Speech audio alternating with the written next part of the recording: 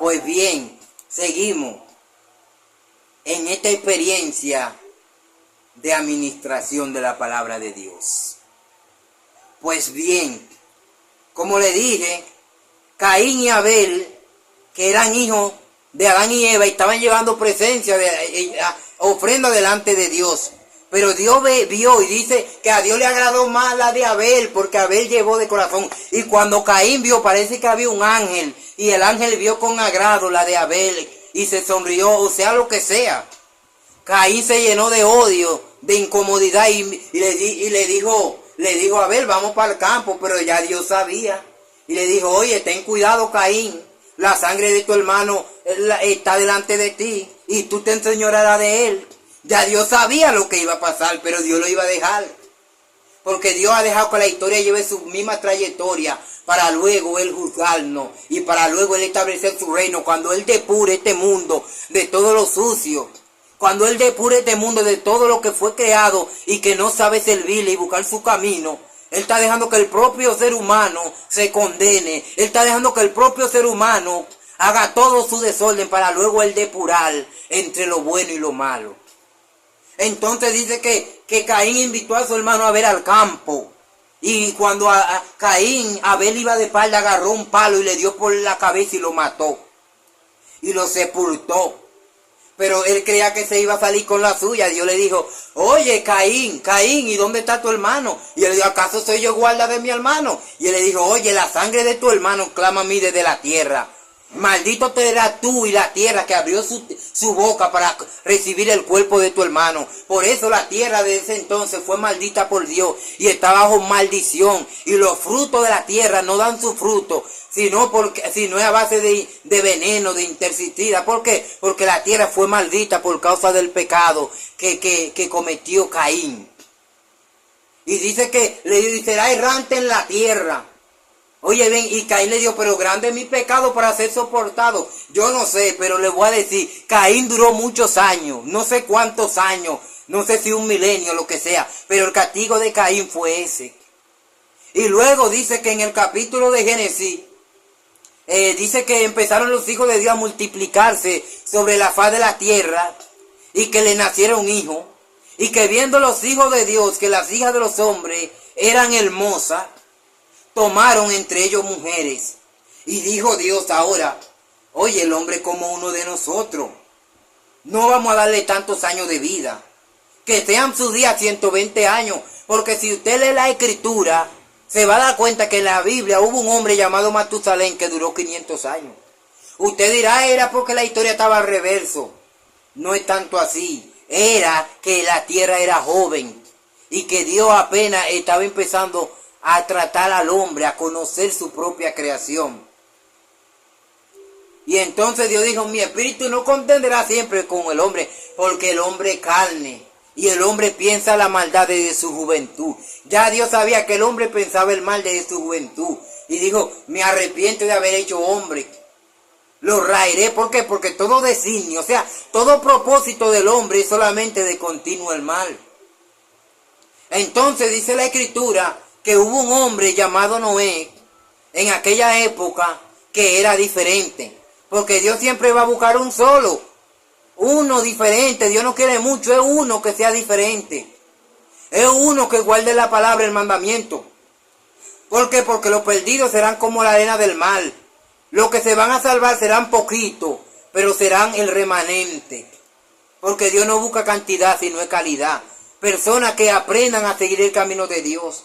El camino estrecho, el camino que es un camino difícil. ¿Por qué difícil? Porque es difícil dejar la bebida, dejar la corrupción, el pecado, los vicios, la droga, el sexo ilícito. Es difícil someterse, es difícil evitar cometer deseos que uno les causan satisfacción.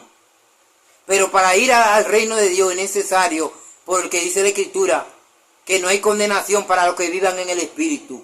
Pero los que satisfagan los deseos de la carne no tendrán parte en el reino de Dios. Y no diga que usted no pueda tener relaciones sexuales, pero es dentro del matrimonio.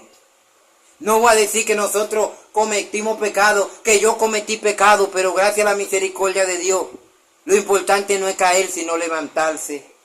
Porque Jesucristo vino a salvar y a perdonar lo que se había perdido. El hecho es pues que tenemos oportunidad para arrepentirnos. Y desde entonces el hombre salió de la gracia de Dios por el pecado. Y ya Dios iba a destruir esa generación.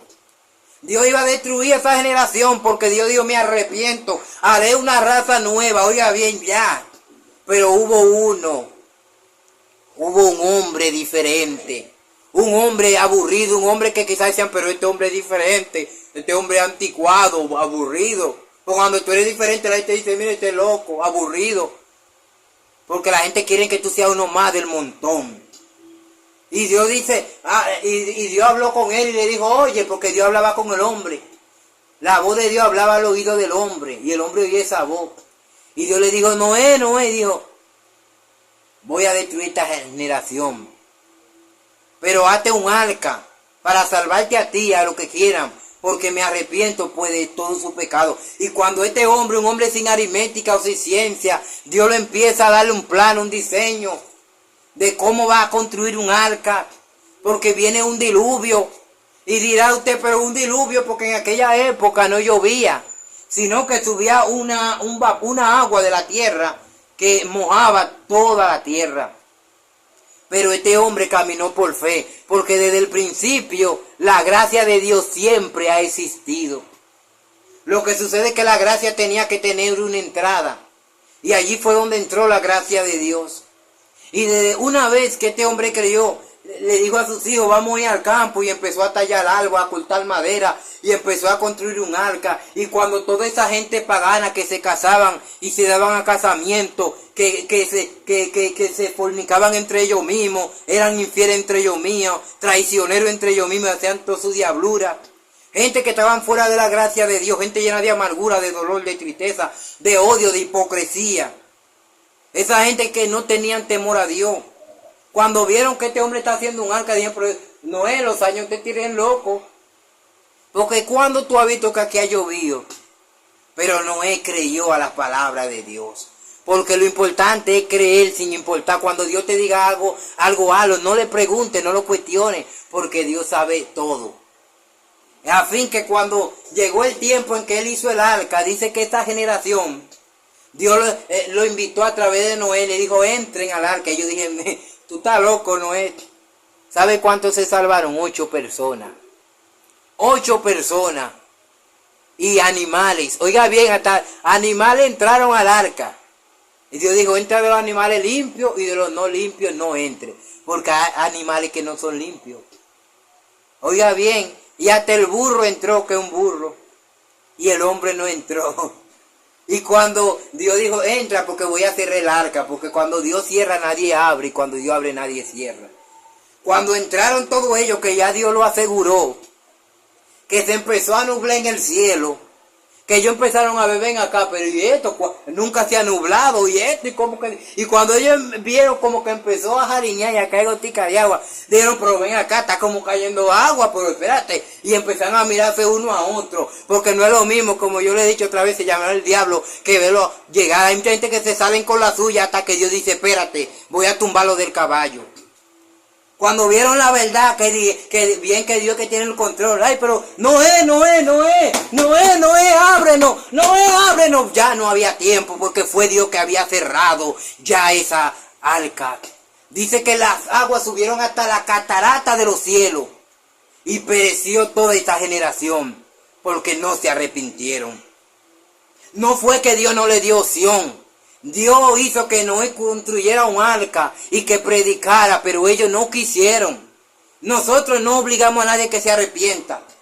Pero si tú no te arrepientes en aquel día del juicio, no tendrás excusa. Ay, pero que yo no es. No. Te dirán en aquel día, en aquella fecha, en aquella hora, mi siervo Joan, al que ustedes veían como un loco y un tonto, le predicaba de mi reino, apartado de mis malditos hacedores de maldad.